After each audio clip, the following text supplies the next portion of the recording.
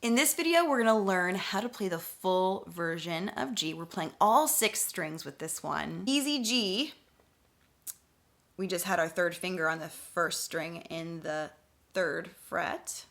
Now we're adding 2 fingers. We're adding the 1st finger on the 5th string in the 2nd fret, so let's do that. And then we're adding our 2nd finger on the 6th string in the 3rd fret. We can do that.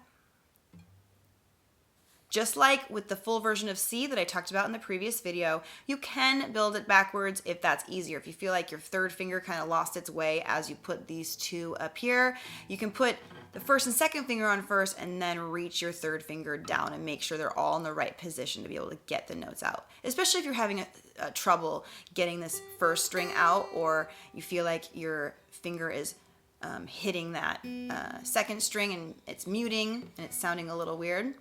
Sometimes this part of our hand can be hitting the 2nd string or other strings, so make sure that this hand isn't resting on the strings that need to come out and blocking them from coming out. With this chord, we play all 6 strings, the full version of G. The easy version of G, the full version of G. So much fuller and more beautiful and a little bit more challenging, but so gorgeous. Now we're gonna practice switching between G and C.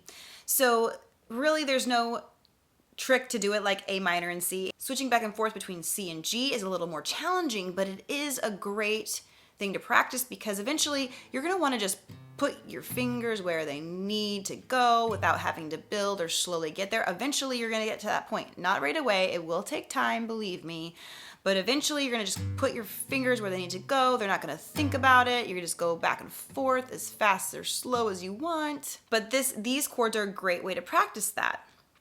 Of course, at first you're gonna kind of build your fingers on there. Where do my fingers go? Okay, got it. And oh wait, C, maybe I'll build this one backwards, put each finger on separately and get it on there. But eventually, as you do that, as your brain gets used to these chords going back and forth, it's just gonna go there. And that's the eventual goal, because when you play faster songs or when you need to make quick changes, that's the way you do it, is your hands just go there.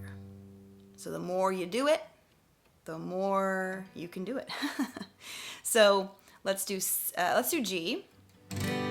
1, 2, 3, 4, or you can just strum once. And then in your head, count 1, 2, 3, 4. Do whole notes. 1, 2, 3, 4, and then 1, 2, 3, 4, 1, or whatever you want to do. But you don't have to necessarily, like I always say, you don't have to be in time right away.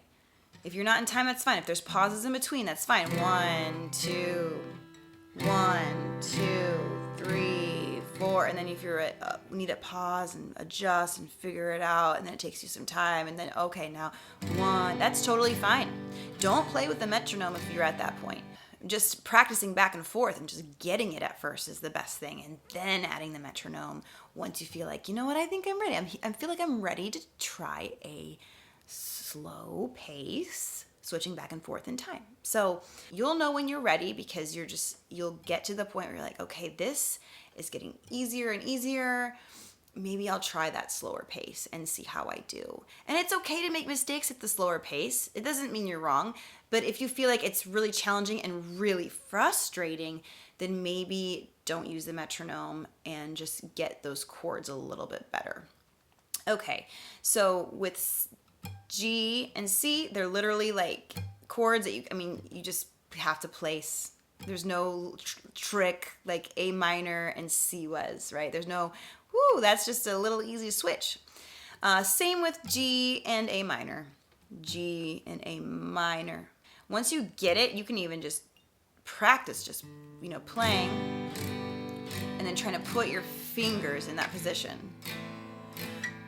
and see how it goes. See, once you're used to the position, you can just try practicing the finger jumping back and forth if you want, and see how that goes. Can I do that yet? Okay, maybe not. Maybe I need to build the chord each one finger at a time first.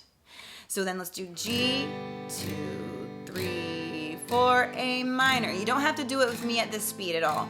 Once you get that, you can practice with the practice video, practice with a metronome, whatever you want to do. But at first, just build those chords, go really slow. It's okay if there's pauses in between.